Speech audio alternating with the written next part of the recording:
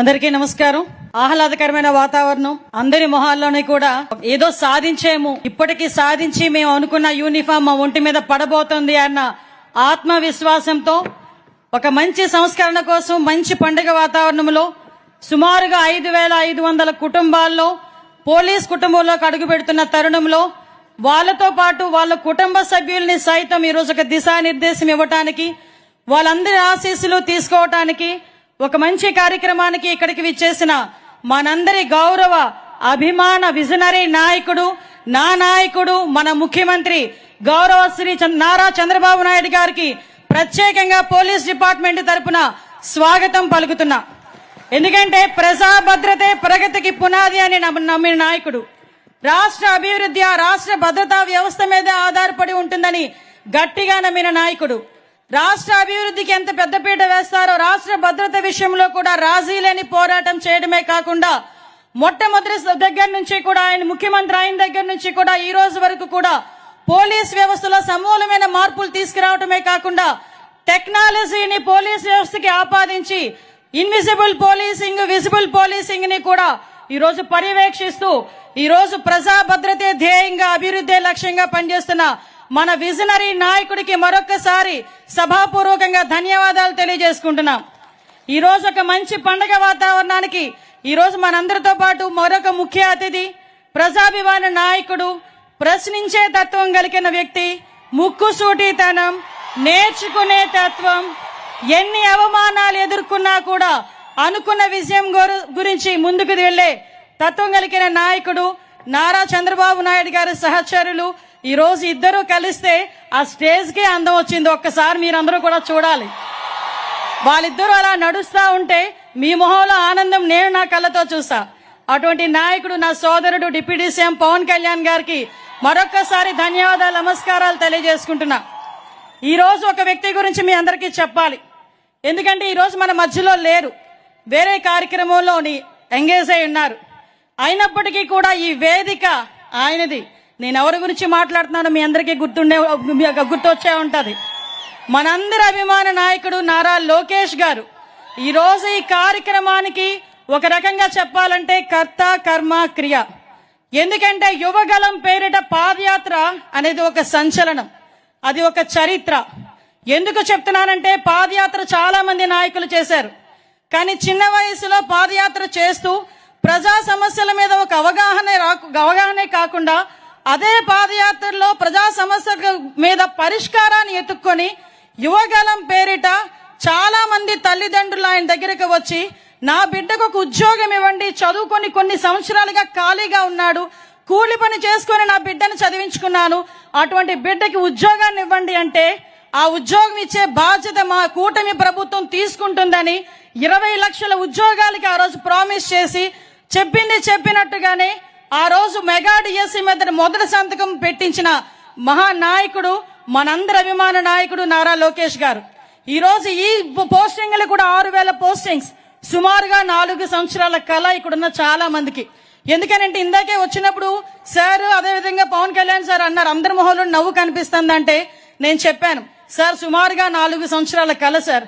చాలా మందికి వయసు అయిపోతుందన్న భయం, మళ్ళా తిరిగి మాకు ఉద్యోగాలు వస్తాయా అన్న ఆలోచన, అటువంటి ఆలోచన నుంచి అన్నిటినీ కూడా అధిగమించి ఈ రోజు ఈ పొజిషన్ లోకి తీసుకురావడానికి అందరి కృషి ఈ రోజు గౌరవ సీఎం గారు, డిప్యూటీ సీఎం గారు, మరి ముఖ్యంగా నారా లోకేష్ బాబు గారు, అదేవిధంగా మా పోలీస్ సిబ్బంది అందరూ కూడా ఒక ఏకకంఠంతో కంపల్సరీగా మనం మాట ఇచ్చిన ప్రకారం ఉద్యోగాలను ఇవ్వాలి అని ఆ రోజు కంకణం కట్టుకొని ఈ రోజు ఈ కార్యక్రమానికి శ్రీకారం చుట్టాం.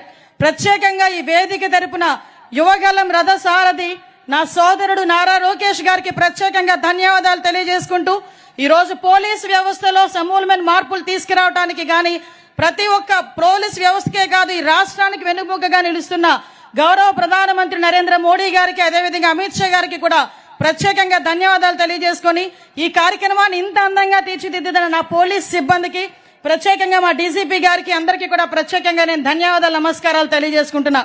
మీ అందరికీ తెలుసు ఈ రోజు ఒక చారిత్రాత్మకమైన రోజు. ఈ రోజు ఒక విషయం చెప్పాలి మీ అందరికీ కూడా, పోలీస్ వ్యవస్థకి తెలుగుదేశం పార్టీకి చాలా అవినాభావ సంబంధం ఉంది.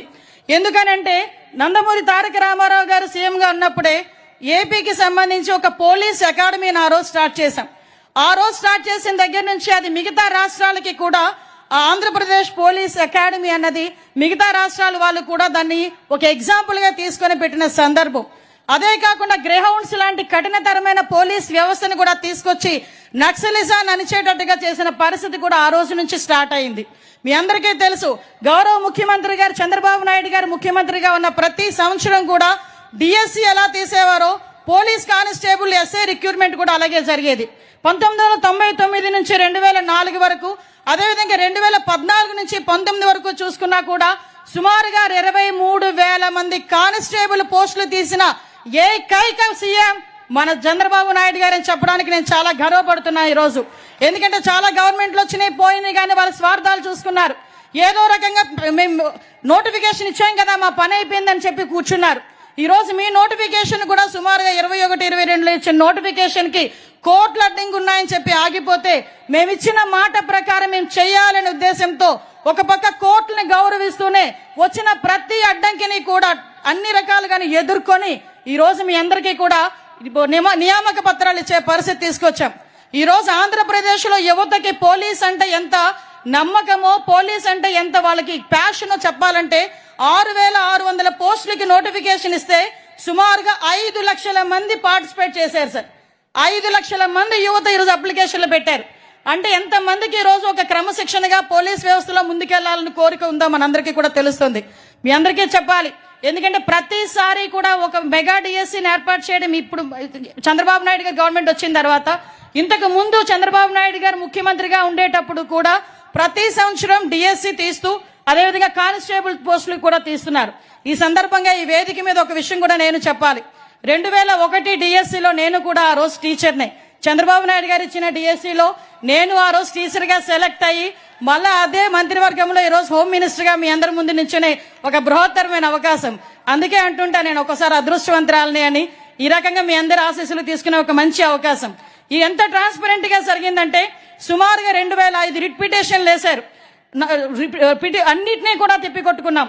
మీ అందరికీ కూడా ఎక్కడ కూడా చిన్న అవినీతికి గాని, ఎక్కడ కూడా చిన్న రికమెండేషన్స్ కి గాని ఎక్కడ తావు లేకుండా ఈ రోజు మీ అందరికీ కూడా ఆ రోజు ఫిజికల్ టెస్టులు చేసేటప్పుడు కూడా టెక్నాలజీనే పర్యవేక్షణాధికారి కింద పెట్టాం గానీ ఒక మనిషిని కూడా పర్యవేక్షణాధికారి కింద పెట్టలే. ఈ విషయం కంపల్సరీగా మీ అందరికీ తెలియాలి. ఎందుకంటే మీ అందరికీ తెలుసు, ఆ రోజు రన్నింగ్ సిస్టమ్ మీ అందరికీ కూడా సీసీటీవీ కెమెరాస్ ఫుల్ గా అక్కడ పెట్టడమే కాదు, పరుగు పరీక్షలకి కూడా RFID చిప్స్ కూడా పెట్టి, బయోమెట్రిక్ హాజరు పెట్టి, ఎత్తు బరువు కూడా తీసే క్రమంలో టెక్నాలజీని బేస్ చేసుకున్నాం. ఈ రోజు టెక్నాలజీని ఎంత అడాప్ట్ చేసుకున్నామంటే ఎక్కడ కూడా నేరం జరిగిన తర్వాత మనం రియాక్షన్ కన్నా నేరం జరగక ముందే ఈ రోజు మనందరం కూడా పర్యవేక్షించుకోవాలి. నేర రహిత ఆంధ్రప్రదేశ్ ఏర్పాటు చేసుకోవాలని గౌరవ ముఖ్యమంత్రి గారు చేసిన ఒక మంచి ప్రతిపాదనకి ఈ రోజు పోలీసు శాఖ కూడా సహకరిస్తూ ముందుకు తీసుకెళ్తాం. ఎందుకంటే ఈ రోజు ఇన్వెస్టిగేషన్ లో కూడా నేరం జరిగిన తర్వాత జైలుకి వెళ్ళొచ్చు, ఎన్ని రోజుల తర్వాత ఎప్పుడో శిక్ష పడుతుందనే కన్నా నేరం జరిగి ఇంకా జైల్లోనే ఉండగానే శిక్ష పడే పరిస్థితిలో ఈ రోజు న్యాయ వ్యవస్థని కూడా మనం పటిష్టం చేసుకునే పరిస్థితి, ఇన్వెస్టిగేషన్ లో కూడా త్వరితగతిన చేయడానికి టెక్నాలజీని ఉపయోగించుకునే పరిస్థితి. ఈ రోజు ఎంతవరకు అంటే 2014 నుంచి 19 వరకు సార్ తీసుకున్న టెక్నాలజికల్ గా తీసుకుంటే ఫింగర్ ప్రింట్ అథెంటికేషన్స్ గానీ, CCTVs గానీ, డ్రోన్స్ గానీ, పామ్ ఐడెంటిఫికేషన్ సిస్టమ్స్ గానీ ఇవన్నీ కూడా ఏర్పాటు చేసి నేరస్తుల్లో ఒక భయాన్ని, ప్రజల్లో ఒక భద్రతని కూడా కల్పించిన పరిస్థితి మనందరికీ కూడా తెలుసు. ఈ రోజు మీరందరూ కూడా కాకి చొక్కా వేసుకోబోతున్నారు. చాలా మందికి ఒక కళ, చిన్నప్పుడు మీ అమ్మా నాన్న పుట్టిన వెంటనే 4వ సంవత్సరంలో 5వ సంవత్సరంలోనో ఏ పండక్కో ఒక పోలీస్ యూనిఫామ్ తో ఒక ఫోటో ఉండే ఉంటది. చాలా మంది దగ్గర ఉందో లేదో ఒకసారి మీరు కూడా గుర్తుకు పెట్టుకోండి. ఎందుకంటే ప్రతి తల్లిది, ముఖ్యంగా మా ఉత్తరాంధ్ర జిల్లాల వాళ్ళకి పోలీస్ అంటే ఒక ప్యాషన్. ఈ రోజు కూడా చూసుకుంటే ఈ 6,000 మంది దాంట్లో సుమారుగా ఎక్కువగా హైయెస్ట్ ఉన్న వాళ్ళు కూడా శ్రీకాకుళం, విజయనగరం నుంచి ఉత్తీర్ణులైన వాళ్ళే చాలా మంది ఉన్నారు. చాలా మందికి పోలీస్ కాకి చొక్కా వేసుకోవడం అంటే ఒక ప్యాషన్. ఆ ప్యాషన్ నే ఈ రోజు మా ధ్యేయంగా మలుచుకొని అందరూ ఇక్కడికి వచ్చారు. ఎన్నో కష్టాలు పడి ఉంటారు మీ తల్లిదండ్రులు మిమ్మల్ని పొజిషన్ లో చూడటానికి. అందుకే మీతో పాటు మీ తాలూకా ఉన్నతిని మీ తల్లిదండ్రులు కూడా చూసి ఆనందించాలి అని ఇలాంటి కార్యక్రమాన్ని ఏర్పాటు చేసి మీ అందరితోని కూడా ఈ సంతోషాన్ని పాలు పంచుకునేటట్టుగా చేసుకోవడానికి ఈ రోజు ఇక్కడ కూర్చున్నాం. ఇక్కడ మహిళా పోలీస్ కానిస్టేబుల్ ఎంపికైన వాళ్ళు ఉన్నారు. ఈ రోజు అప్పట్లో మహిళా కండక్టర్లను ఏర్పాటు చేసింది కూడా ఫస్ట్ టైం తీసుకొచ్చింది కూడా గౌరవ ముఖ్యమంత్రి గారు చంద్రబాబు నాయుడు గారే. మీ అందరికీ తెలుసు ఆర్మడ్ రిజర్వ్ పోలీసుల్లో ఇంతకు ముందు మహిళలు ఉండేవారు కాదు. కానీ 2014 నుంచి 19 కాలంలో ఆర్మడ్ రిజర్వ్ పోలీసుల్లో కూడా మహిళలు ఉండాలి, మహిళలు అన్నిట్లోనే ముందుకెళ్తారని ఆ రోజు కూడా ట్రైనింగ్ ఇప్పించి వాళ్ళందరినీ కూడా ఆర్మడ్ రిజర్వ్ పోలీసులుగా కూడా ఏర్పాటు చేసిన పరిస్థితి గౌరవ ముఖ్యమంత్రి గారిది. అప్పట్లో శక్తి టీమ్స్ అని సెపరేట్ గా ఏర్పాటు చేసి, శక్తి వెహికల్స్ ఏర్పాటు చేసి, శక్తి అనే యాప్ ను కూడా ఏర్పాటు చేసుకుని ఆ రోజు మహిళల భద్రత గురించి ముందుకు తీసుకెళ్లిన పరిస్థితి. ఈ సందర్భంగా పెద్దలు ఉన్నారు మాట్లాడడానికి. నేను ఒకటే చెప్తున్నా, కాకి చొక్కా అనేసరికి అది పవర్ కాదు. కాకి చొక్కా అనేది ఒక బాధ్యత, కాకి చొక్కా అనేది ఒక భరోసా. ఒక సాయంత్రం కాలేజ్ అయిపోయిన ఆడపిల్ల బయటకు వెళ్తుంటే ఈవ్ టీజింగ్ ఎదుర్కొంటానేమని భయపడితే ఎక్కడో దూరాన కాకి చొక్కాలో ఒక కానిస్టేబుల్ డ్యూటీలో నుంచోకర్లే మామూలుగా కూడా నుంచున్నా చాలు, నేను ప్రశాంతంగా మా ఇంటికి వెళ్తాను అని చెప్పేదానికి ఒక భరోసా, ఒక కాకి చొక్కా. అదే పోలీస్ యూనిఫామ్. ఆ పోలీస్ యూనిఫామ్ ఈ రోజు మీ ఒంటి మీద పడబోతుంది. దాని అర్థం ఏంటంటే ఈ రోజు రాష్ట్ర అభివృద్ధిలో మీరు కూడా పాలు పంచుకునే ఒక అవకాశం. భద్రతని బాధ్యతగా తీసుకోవాలి. ఇక్కడికి వచ్చిన తల్లిదండ్రులకి కూడా నేను పాదాభివందనం చేయాలి. ఎందుకంటే పోలీసు ఉద్యోగంలోకి పంపించడం అంటే ఆషామాషి వ్యవహారం కాదు. పగలుండదు, రాత్రి ఉండదు, పండగ ఉండదు, పబ్బం ఉండదు. ఈ రోజు తుఫాన్ వచ్చినా నీ కొడుకు బయటికి వెళ్ళాలి. ఎక్కడైనా ఒక ప్రమాదం జరిగినా నీ కొడుకు బయటికి వెళ్ళాలి. ఒక పండగలో ఎక్కడైనా ఏమైనా ఇబ్బందులు తలెత్తుతాయని భయం వేసినా నీ కొడుకు బయటికి వెళ్ళి ఆ ప్రజలందరికీ కాపలా కాయాలి.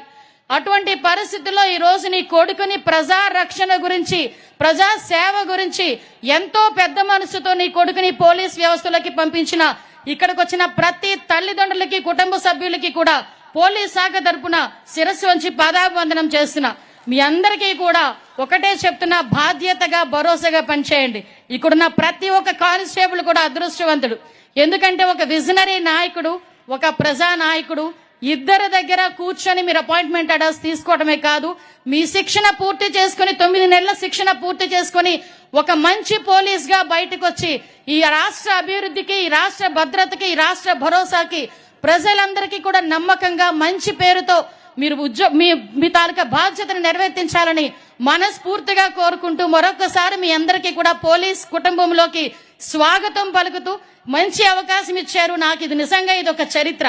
ఈ చరిత్రలో నాకంటూ ఒక అవకాశం ఇచ్చిన గౌరవ ముఖ్యమంత్రి గారికి ప్రత్యేకంగా పాదాభివందనం చేసుకుంటూ, గౌరవ ఉప ముఖ్యమంత్రి గారికి ప్రత్యేకంగా ధన్యవాదాలు తెలియజేసుకుని సెలవు తీసుకుంటున్నా.